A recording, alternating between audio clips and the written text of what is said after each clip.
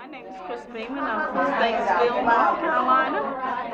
One thing I hope to pick up today is the way other people do things in different communities and compare with how we're doing to improve. And what do you do in West Virginia? In North Carolina? I'm a registered nurse. I work through community health nursing. Interesting. Okay. You're going to have to speak up. Clara Singletary from Statesville, North Carolina. I'm with Yana. You are not alone. I hope to acquire more friendships, gain helpful ideas, and go back to the community and pass it along. Very good. My name is Dorothy Ivy, and I'm with Yana also, and I'm from Statesville, North Carolina. And also I like to meet people and get their ideas in their communities to take back to our communities and share my community thoughts with them. And what do you do in North Carolina? What kind of work do you do? Community work, community service. I'm a health promoter in my community, and going from door to door, telling people about the services we offer in our communities. Okay. From North Carolina also. And some change? And what, people need to pay one of those? The compass from this event is that, I have something to go back home and take back to my neighborhood. And that would make it a better neighborhood. All day, we're going to walk the walk of creating community, understanding how, as women in community, we're not just support people, we're not just service providers, but we are truly community developers. It's kind of a new identity for us to wear. So welcome, and let's see what we can do. What's one word you're proud to use to describe yourself as a woman contributing to your local community? I would say neighbor. Neighbor. Okay. And what's one strength your neighborhood or community has that you think others could benefit A working together of the group to help other people. Great. And can you just share what your group is? So it's the Woodland. It's the Food Life Services of Campbell County. Right. And we're a food pantry in La Follette. Great. And we serve about 300 families on a regular basis. We're up to 400. 300 to 400? Well, it's getting larger. Great. Diane, what's one word you're proud to use to describe yourself as a woman contributing to your local community? Hopefully it would be compassionate. And my name is Diane Roberts, and I do two things. One, I supervise at the Department of Children's Services, which used to be the Department of Human Services, and it recently changed as of last year. And the other is I am very active with Food Life Services. This is really nice that in this small group, the first three people have already said they're involved with Food Life Services, which is great. And what's a strength that your neighborhood community can contribute to others?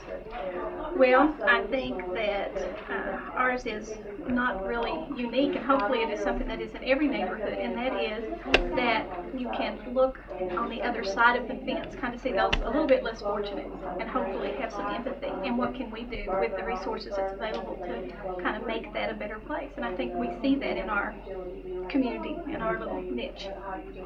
Thank you. The next two stories that we're going to hear is a story about the Woodland Land Trust and about public housing residents organizing to make a difference in New York City and East Harlem and the Bronx. And what Marie wanted me to make sure that I shared with you all is that both the Woodland Community Land Trust and the East Harlem James Weldon Johnson stories were a part of a global conference a year ago in Istanbul, Turkey, which was part of the United Nations conference on the city summit and the future of communities in the new world after the 21st century. And this conference really focused on what is sustainable development in the future that we're entering in together. And people were amazed that grassroots women leaders had quite a strong vision of what sustainable development looks like for themselves, for their families, for their neighbors, and for people in this country in both rural and community neighborhoods, rural and urban neighborhoods. And I think that as they tell their stories, We might want to listen in particular for what vision were they operating from, what values are they holding up in their community, who's participating in the community, what kind of diversity is at work in the community, and how are they planning together and adapting their plans to make sure that the community keeps building.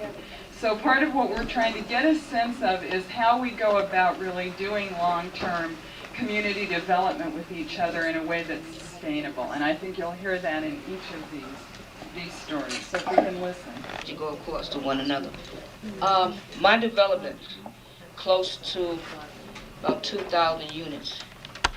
And it's like the census. If it's a family of 4, really probably a family of 12. It's like the census. You never know really how many people you got there, because it's like the census. I live in a very multicultural neighborhood. I have Spanish, I have Dominicans, I have people from the Caribbean, I have Africans now, I have Mexicans now, I have a little bit of everybody.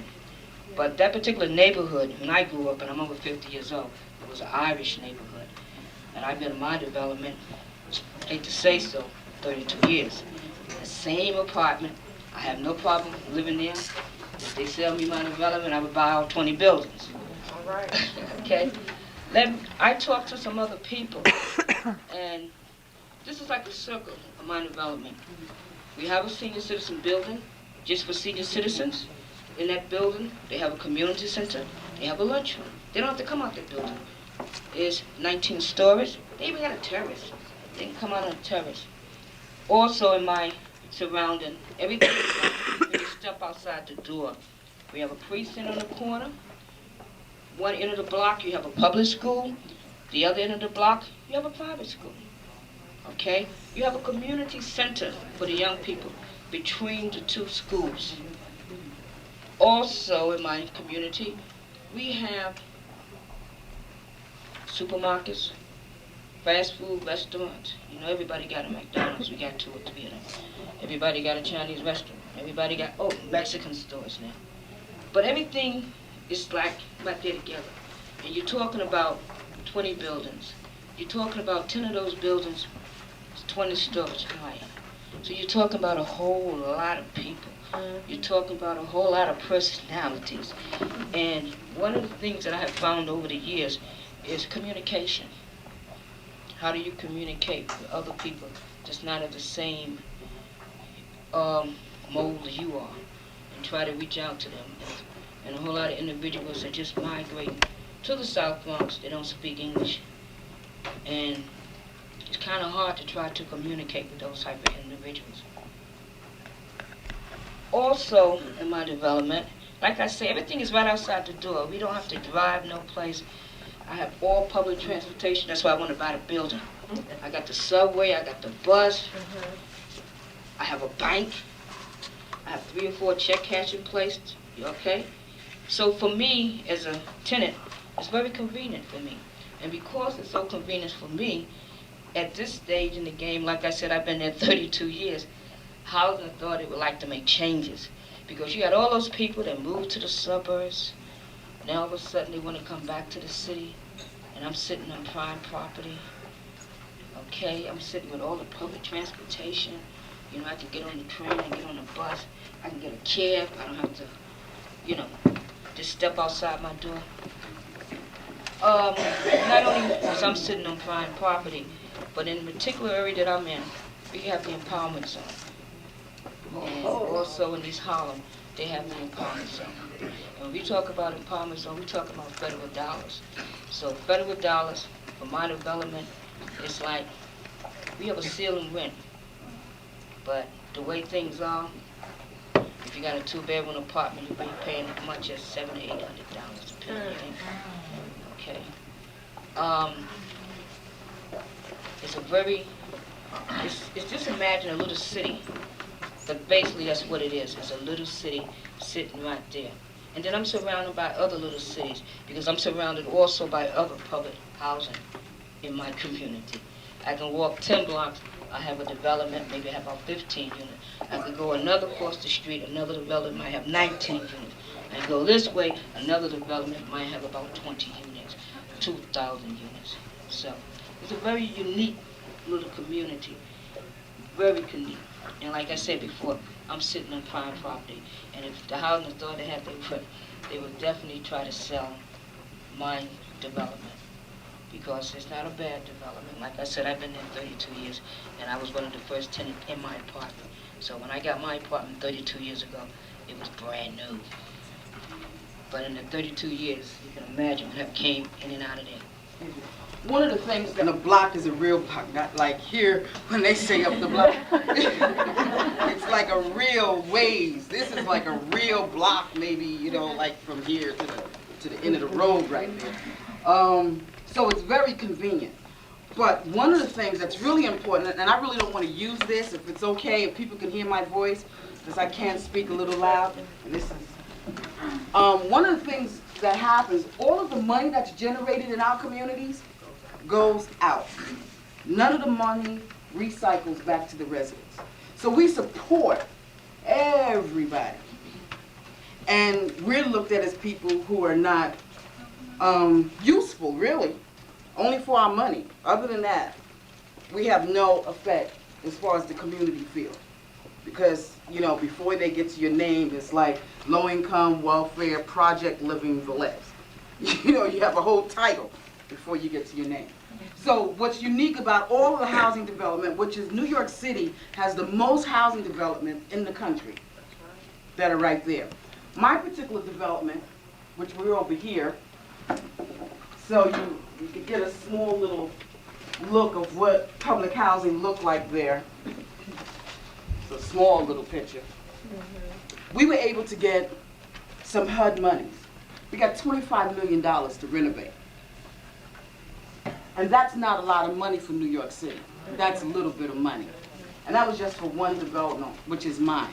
And I have 1,370 units. Put it down. One of the things that happened when I started organizing in our development was that we were able to redesign our development. Because we have so many housing developments that live in our particular area, we had a problem with run-through shootings. People were constantly running from one development to another development, shooting. So we decided we wanted to put some fences up. It wasn't we, it was a few people decided it. And when we're talking about a few, maybe talking about 3 or 4 against 4,000. But it was, we fought to have high fences put up. We figured we were going to be in prison, let's design our own prison. Because we were already in prison by not being able to come outside. So we designed what we want our development to look like. One of the things was that people were being robbed in the buildings because, of course, we have these high buildings, 14 stories high, whatever. People were being robbed. So we designed our seating area to be right in front of the door. So anyone who went in the building or came out the building, no one could not see, they didn't see the person. You know, because you have to see everybody coming in and out. So if you didn't want to be a nosy neighbor, you were going to be a nosy neighbor because you're sitting right in front of the door, period. In redesigning, we kind of set a trend for the rest of the folks in public housing, that then they were able to participate, because the language has always been to participate, just that New York never allowed us to do that, because they didn't think that we could. What do you mean the seating area right by the door?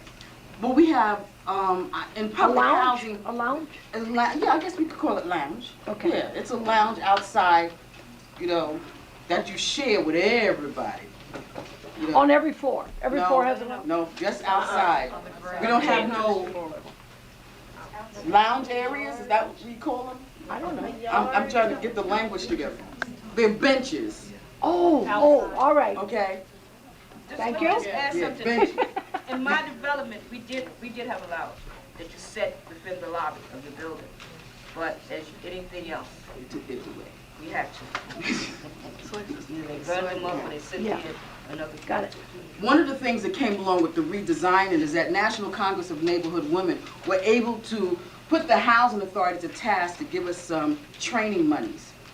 The monies were always there, but nobody was able to get them. And if anybody knows Jan, she was able to get this training money. With this training money was really good because what we did, every building has a building captain which that person was responsible for organizing their building and trying to make it safe on some level. So the building captains then would meet and go to training because we wanted everybody to be on the same page, understand the same thing about the development, and have the same way of working and operating. Some kind of guide. It's not the right of all, but at least it was a start because most of the time people were writing books for us. And we weren't having any input into what was being said. This way we were able to design our own book of how we thought people were interacting in our particular neighborhoods. So the books was one of the things. Another thing we were able to do was to start a youth entrepreneur. Always saying, oh, you know, the people don't want to work. Nobody talks about 25 years ago taking the jobs out of our communities, closing the factories, and sending everything overseas. So they don't talk about that part. Nobody put nothing back in there, but they say we're not doing anything. There's nothing there to do. There really isn't, not unless you really retrain people. So we had a youth entrepreneurship business. 6 weeks course the Housing Authority gave the kids. 6 weeks is really no time when you're working with kids of 14 to 18 to teach them a business. But that happened in 1992. What we were able to do was to continue the business by networking with other people in the community who wanted the business to be successful for the young people. If you want them to get off drugs, not even so much on drugs, because it wasn't the youth that was on the drugs, it was the adults that was on the drugs. The youth was selling the drugs to the adults. So, you know, I mean, I want people to be clear, the youth wasn't on the drugs. But they were provide, and it was the economic development base for them. When kids come and ask me, well, what should we do? You know, I want to go to school, I don't want to keep dodging the police, I want something to do business. You run a multi-million-dollar business. So do what you know best. So the entrepreneurship piece was a challenge for them to see what skills they could take to do something that they really wanted to do. This was done by one of our groups.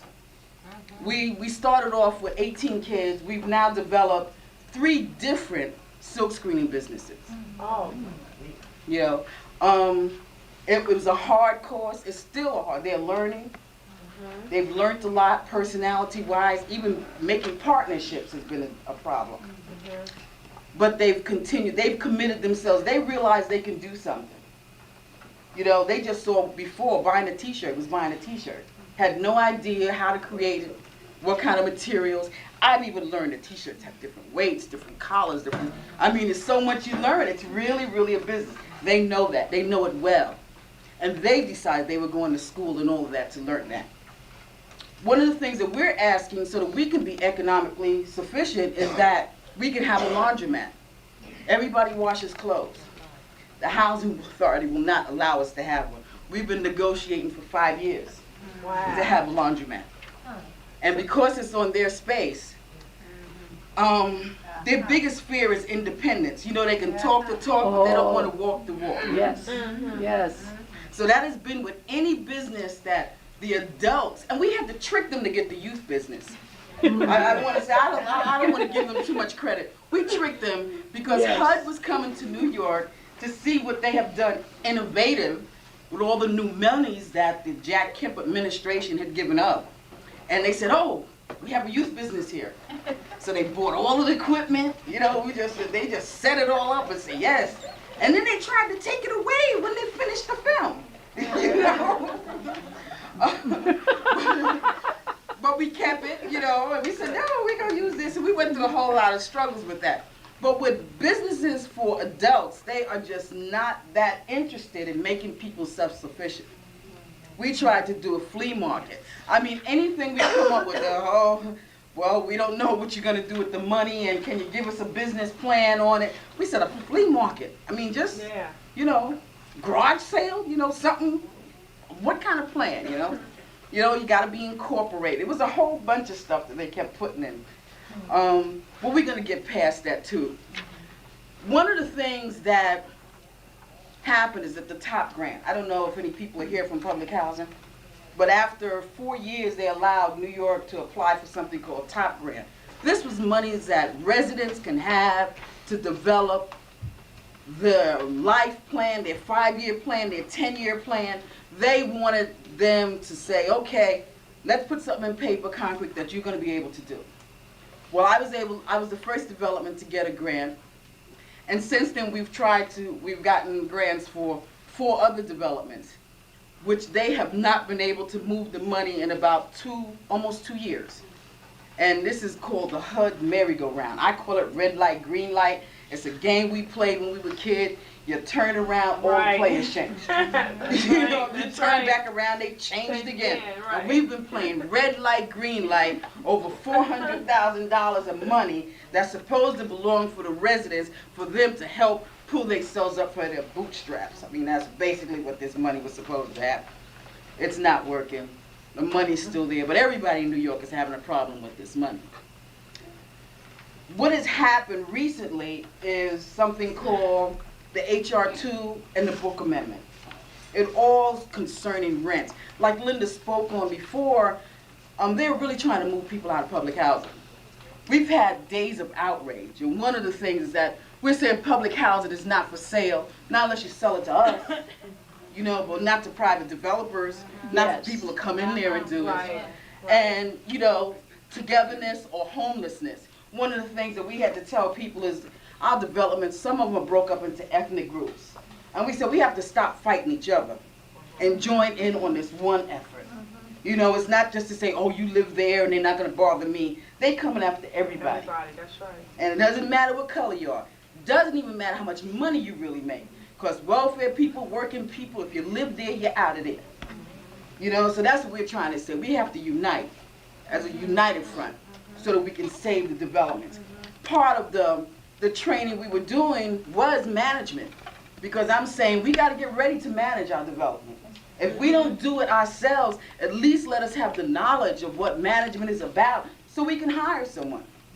Because we live there, we know what's right and what's wrong. We know what they've been doing wrong, and we know how we really could do it better. We've been having days of outrage, which is meaning that people are in front of their management office handing out information saying this is what's going on. These are the bills that's going to impact your life. We need your support. How can you help us? Just talk to neighbors that we don't normally talk to. I mean, we have a festival every year that pulls out at least 5,000 people. And those are people, the hidden people that live in the development and anybody else. But that's just, you know, and that's a lot on 3 blocks. That's a lot of people. And with our day of outrage, we just had a real victory about 2 weeks ago. It was something called the Moving to Work Plan. The new laws in Housing Authority now is that they want to do demolition. They don't want to do the one-for-one replacement like they used to do before. If the Housing Authority tore down a development, they had to replace it. Now they just want to tear them down. No replacement. New York, they're talking about no low-income housing. They're talking about people $45,000 and above living in public housing. Well, then what happened to public housing? Where's low-income housing? When people there aren't making that type of money. They're really not. Everybody is trying to be an entrepreneur at this point. I mean, you're selling flowers or incense or oils. Everybody's trying to do something to bring in that extra income.